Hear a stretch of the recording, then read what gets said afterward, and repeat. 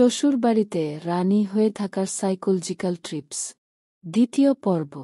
শ্বশুরবাড়িতে সম্মান ও অবস্থান অর্জন করতে চাইলে কেবল ভালো মানুষ হলেই হয় না, প্রয়োজন কৌশল, বুদ্ধিমত্তা এবং আত্মসম্মানবোধ। এই পর্বে থাকছে এমন কিছু মনস্তাত্ত্বিক কৌশল যেগুলো অনুসরণ করলে আপনি ধীরে ধীরে হয়ে উঠতে পারেন এক অনন্যা রানী। ১. স্বামীকে নিজের পক্ষে রাখুন, কিন্তু কৌশলে। অনেক নারী স্বামীকে শ্বশুরবাড়ির বিরুদ্ধাচরণে বাধ্য করেন, যা সম্পর্কের মাঝে দ্বন্দ্ব তৈরি করে।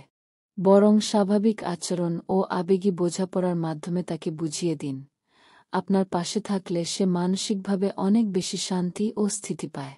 মনে রাখবেন, পুরুষেরা কঠিন কথা নয়, বরং মোলায়েম ও কৌশলী ভাষায় বেশি প্রভাবিত হয়। ২. নিজের গুরুত্ব তৈরি করুন, অর্থনৈতিক ও মানসিকভাবে স্বাবলম্বী হন। শুধু গৃহস্থালী কাজ করলেই যথেষ্ট নয়। আপনার যদি কোনো দক্ষতা, পেশাগত পরিচয় বা আয় থাকে, তাহলে স্বাভাবিকভাবেই সবাই আপনাকে গুরুত্ব দেবে। অর্থনৈতিক স্বাধীনতা নারীর আত্মসম্মান ও অবস্থানকে শক্তিশালী করে তোলে। ৩. কৃতজ্ঞতা প্রকাশ করুন, চাটুকারিতা নয়। মানুষ চায় তাকে মূল্য দেওয়া হোক। তাই শ্বশুরবাড়ির কেউ যদি সাহায্য করে বা ভালো কিছু করে, আন্তরিকভাবে কৃতজ্ঞতা জানান। তবে অতিরিক্ত প্রশংসা বা চাটুকারিতা এড়িয়ে চলুন। সত্যিকারের ও সময়োপযোগী প্রশংসা মানুষের মন জয় করে। ৪. আত্মবিশ্বাসী হন, কিন্তু অহংকারী নয়। নিজেকে কখনোই ছোট মনে করবেন না, তবে অহংকারেও ভুগবেন না।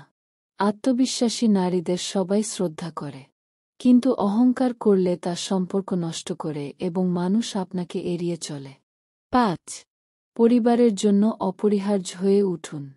নিজেকে এমনভাবে গড়ে তুলুন, যাতে পরিবারে আপনার অবদান অস্বীকার করার সুযোগ না থাকে। গুরুত্বপূর্ণ দায়িত্ব নিন, সক্রিয়ভাবে পারিবারিক কাজে অংশ নিন।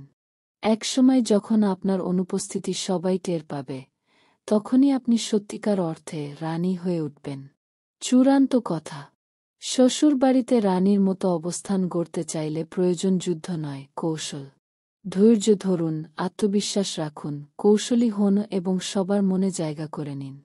রানী মানে সবার উপরে বসে থাকা নয়, বরং এমন একটি জায়গা তৈরি করা যেখানে কেউ আপনাকে অবহেলা করার সাহস পায় না।